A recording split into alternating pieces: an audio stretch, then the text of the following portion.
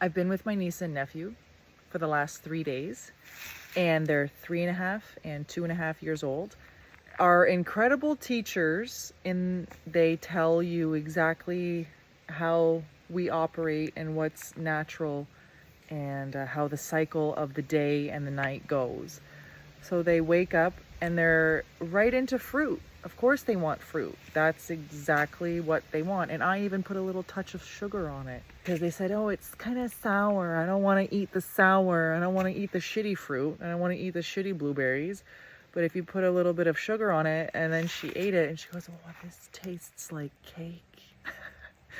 So they know it's good. Like, they know it's sweet. And then having just some plain toast, and I just drizzled a bunch of honey on it, and it's like, that's so good. Like, Auntie Lauren, like, what's that? Oh, I love honey. Or you open the cupboard and then she just sees it and she goes, what's that? Oh, it's honey. You want to try? I want to try some. Like, gave her a spoonful of honey. Slept early, slept long, played barefoot in the water, on the grass, throwing wood on the bonfire, doing what kids do, and slept so well, ate so well, exercised, enjoyed life, explored, picked up rocks, threw rocks, put their little bodies in the cold water and didn't mind at all, wanted to swim, wanted to do everything. All of the activities that were available, want to do. Super carved up, super ready to go. And their parents weren't around. So it was a really interesting and very blessed time to be around them and just to be able to feed them and take care of them and play with them and enjoy them and watch them and learn from them, because ultimately that luster for life and that passion is carbs, is energy, is having enough of the right stuff in the right environment, and then doing your best. So they're just doing their best, trying to figure everything out, and they know who they can trust based off of the energy, the feeling. They're quite magical, beautiful little beings. And yeah, I learned a lot from just watching them eat. And when they had enough fruit, or they had enough applesauce, or they had enough juice or whatever, then they carried on and continued whatever activity it is with that they were doing without complaint. And because they were getting enough fiber, they were having much better bowel movements that weren't as dehydrated. So right now they're able to overcome it. And when you give them a carb-centered kind of day, it reflects in their rest. It reflects in their activity, and it reflects in their mood and their concentration and their focus. So when you have enough carbs, you can do something well. And they were a perfect reflection of that. So if they were underslept, undercarbed, in the wrong kind of place, overstimulated by things that do not enhance their neurological capacity and growth and everything else by playing too much in the house or too much on a screen. So being outside and having their feet in the sand and having their face in the sun and the fresh air is just like, it all works together. And then they slept. Like the 2.5-year-old, he slept for 16 hours straight. He went to bed at like 3 o'clock in the afternoon and didn't get up till the next day. And this is something that's just like, they don't really nap anymore, or they fight napping. But when they have enough carbs and activity, then they nap. Then they get the rest. Then they get the growth spurt. These are the things that they need, especially in these pivotal first 7 years of your life. And, onward, of course. And then you move on to another segment of growth and different things that go on in your life and how hormones change. So I just think it's beautiful to see, and I'm happy that I got to express the message and be the carbs for these kids, because they look at me and it's just like, oh, Auntie Lauren, and they're so excited and they're happy to see pretty much anybody that will play with them. So the focus is on them, and then just making sure I just grapes and grapes and grapes and grapes. You just keep the plates empty. You just keep doing things. You just keep adding fruit to it and they will eat it. And you put the toast with the honey and they will eat it. And you put the rice and they will eat it. And you put the pasta and they will eat it. And it's just like, they look at you and they look at what you're eating and they're, can I have a potato? And then they eat it and they do this whole little show where it's like the pleasure of eating really comes through when you have enough carbs. So the children are beautiful. The children are so close to the source.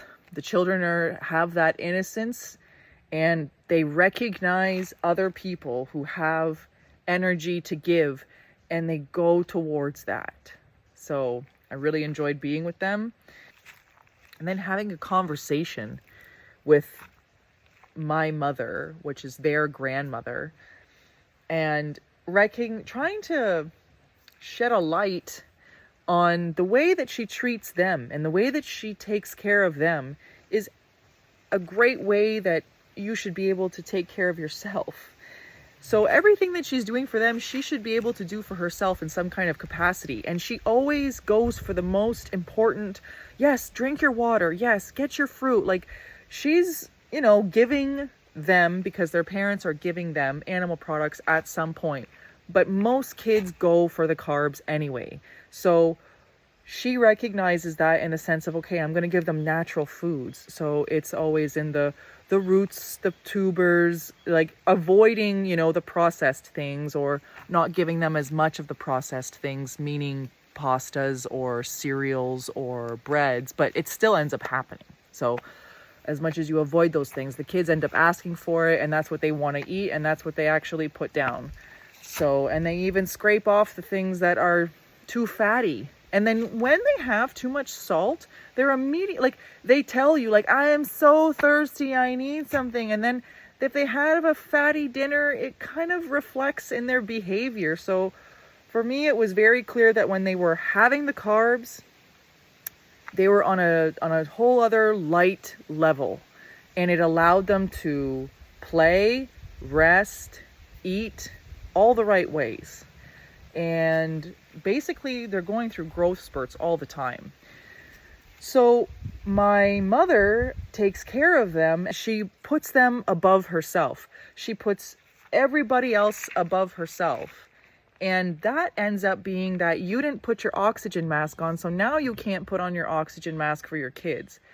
So I keep trying to relay the message that you have to put on your mask before you can go out into the world, before you can take care of those kids, so that you're not on a constant energy deficit and you're not on a constant caffeine replenishment. And then everything else, all the other vices that get lost in the shuffle. The day always starts very optimistic, I think. And I'm going to do this, and I'm going to change something, and I'm going to be healthier, and I'm going to make this choice. And then somehow the stress gets put in there somewhere, and the thought of, like, you know what, I need a drink, or like, you know what, I'm just going to have some cheese, or you know what, I'm now too overstimulated and too overtired, and I did too many things that I shouldn't have done before I ate, before I took care of myself, and now I'm crashing out. But it is certainly something that is really hard to communicate, because everything in the world is set up to just be like, well, coffee's normal. So when you're on this normal timeline with what everyone else is doing around you, and that's considered normal and that's considered appropriate, I don't know anymore why the carbohydrates don't come through for people. It's like, you wouldn't survive if you had cans and cans of coffee, or you had bags and bags of potatoes. Like, which one would you be able to survive on? Like, which one is not going to shoot your adrenals to the roof? Like, which one's going to keep your thyroid in check? Which one? It's not going to be the coffee. So you say something like that, and then something kind of clicks, and then it's just like, but the repeating pattern has a very strong hold on the mindset, especially around sugar. It's like the kids run on sugar. And even though they got more sugar than they usually do, and even if they had a lot of sugar, they usually would have it in a cake or cookie form, which of course comes with more fat than you need. And it disrupts everything. So if you just had the sugar, a little bit of sugar on the fruit and spoonfuls of honey and breads and rice, these are the things that they want. And they had those clean carbs, and it was like, Lauren, stop giving them sugar. And, oh, Lauren's just, giving you juice. And, oh, Auntie Lauren's giving you too many carbs, basically. But then, and sleep, like finally sleep. You could tell that they were deficit in sleep. And those are the most formidable years that you need to sleep. You're constantly going through deep sleep patterns, which enhance your growth hormone and everything that you would like as a child to grow into a healthy man or woman. It's an ongoing it's an ongoing pursuit to just be the carbs, talk the carbs. Like, oh, you eat like a poor person, and like, well, I never know what to get you. And it's just like, well, it doesn't really change much. It's fruits, it's juices, it's a little bit of fruit snacks, it's a little bit of sugar, whatever, bananas, whatever I'm eating. And then we're going through the day till we get to the part where I'm having a lot of starch. I'm having potatoes, I'm having rice, I'm having some corn, beans, I'm having some broccoli, I'm having something like this with my starch. And that's where I've been lately. And that's what I'm doing. And every time somebody meets me for the first time that I haven't seen in a year and a half or whatever it is, it's always like, wow, you look really healthy. Like, you look really good. And for me, that just sets another check mark on the list of like, yeah, they mean it. They don't have to say those things, but it's just something that comes out. Like, oh, you look like, wow, you look really healthy. You look really good. You got the rose in your cheeks, but not the inflammation. You have that melanin, you have that golden glow.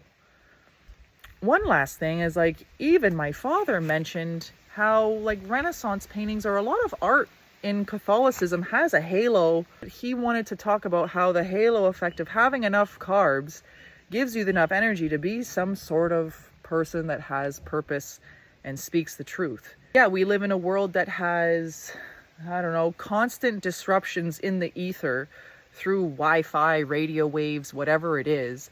And this is not the natural order of how the world actually works. We could see things a little maybe closer to the source. And I do believe that people do have this aura, this biofield, this halo effect that is because they have something to give. So if you're in an energy deficit constantly, you're constantly giving up a lot of yourself without replenishing, resting, recovering, hydrating, and carbing up, your life will be not in balance, and you won't be able to give the best version of yourself to the world.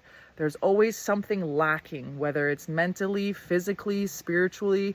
Something is out of alignment with you when you don't put your mask on first and carb up and get yourself prepared for the life that you want to live. So thank you so much for being here. I will see you in the next one. Get outside, carb up, enjoy your fresh air.